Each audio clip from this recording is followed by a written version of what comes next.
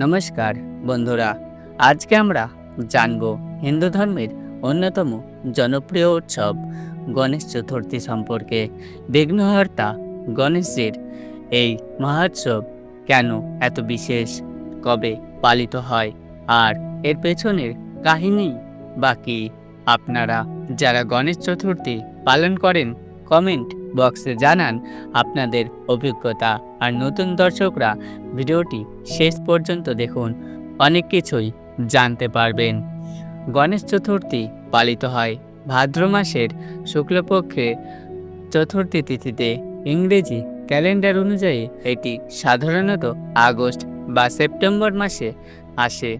এবছর 2025 সাল গণেশ চতুর্থী পালন হবে 10ই ভাদ্র।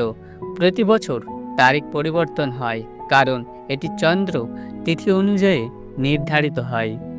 এই উৎসব 10 দিন ধরে চলে। শুরু হয় গণেশ চতুর্থীতে, শেষ হয় অনন্ত চতুর্দশীতে বিসর্জনের মাধ্যমে। প্রথমত এই দিন ভগবান গণেশের জন্ম হয়েছিল বলে বিশ্বাস করা হয়। মা পার্বতী নিজের হাতে মাটি দিয়ে গণেশকে তৈরি করেছিলেন। গণেশজি হলেন বিঘ্নহর্তা, সব বাধা বিপত্তি দূর করেন। নতুন কাজের আগে তার পূজা করা হয় মঙ্গলের জন্য। তিনি বৃদ্ধি ও জ্ঞানের দেবতা। শিক্ষার্থীরা বিশেষভাবে তার কৃপা প্রার্থনা করে। গণেশ চতুর্থী শুধু ধর্মীয় উৎসব নয়, এটি সামাজিক ঐক্যের উৎসবও।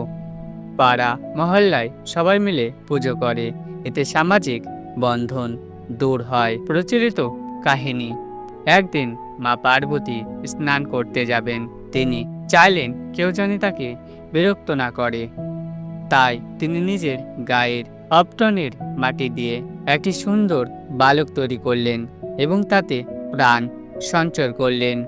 মা পার্বতী সে বালকটিকে দরজায় পাহারা দিতে বললেন, কেউ ভিতরে আসতে দিও না। এইদিকে ভগবান শিব এলেন, কিন্তু সেই বালক তাকে ভিতরে যেতে দিলেন না।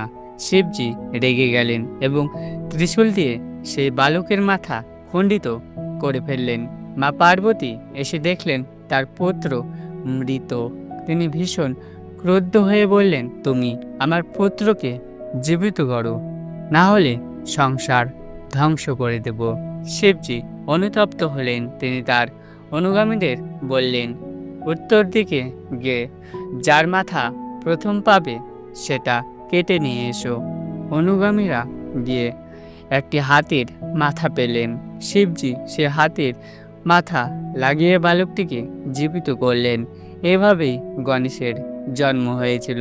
শিবজি গণেশকে বললেন, তুমি আমার অনুগামীদের অধিপতি হবে।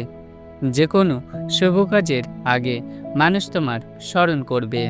ঘরোয়া গণেশ পূজা, সকালে স্নান করে পরিচ্ছন্ন কাপড় পরা, গণেশের মূর্তি বা ছবির সামনে ফুল, দূর্বা, মিষ্টি নিবেদন।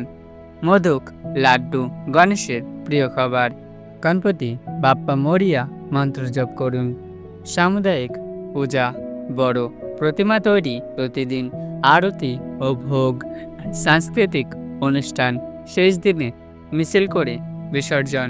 মহারাষ্ট্রে এ উৎসব সবচেয়ে জমকালো। তিলক মহারাজ এটিকে জাতীয় উৎসবে পরিণত করেছিলেন স্বাধীনতা আন্দোলনের সময়। বিসর্জনের তাৎপর্য, 10 দিন পর বিসর্জন হয় জলে। এর অর্থ গণেশজি তার কাজ শেষ করে চলে যাচ্ছেন, কিন্তু আশীর্বাদ রেখে যাচ্ছেন। পরিবেশ সচেতনতা, আজকাল মাটির প্রতিমা ব্যবহার করা হচ্ছে প্লাস্টার অফ প্যারিসের বদলে। এতে পরিবেশ দূষণ কম হয়। সামাজিক ঐক্য, বিভিন্ন ধর্মের মানুষ একসাথে এই উৎসব উদযাপন করে। এটি ভারতের বসুবদ্ধ কুটুম্বকম আদর্শের প্রতিফলন। শিল্প ও সংস্কৃতির বিকাশ, গণেশ উৎসবের সময় নানা সাংস্কৃতিক অনুষ্ঠান হয়। এতে স্থানীয় শিল্পী ও কারিগরদের কাজের সুযোগ হয়। বন্ধুরা, গণেশ চতুর্থী শুধু একটি ধর্মীয় উৎসব নয়, এটি আমাদের শেখায় বাধা বিপত্তি সত্ত্বেও এগিয়ে যাওয়ার শক্তি। জ্ঞান ও বুদ্ধির গুরুত্ব, পারিবারিক ও সামাজিক বন্ধনের মূল্য, ধর্মীয় সম্পত্তির গুরুত্ব। আপনাদের গণেশ চতুর্থী উদযাপনের অভিজ্ঞতা কমেন্টে শেয়ার করুন। এই ভিডিওটি কেমন লাগলো জানান। ভিডিওটি ভালো লাগলে লাইক করুন, শেয়ার করুন এবং চ্যানেলটি সাবস্ক্রাইব করতে ভুলবেন না। ধন্যবাদ।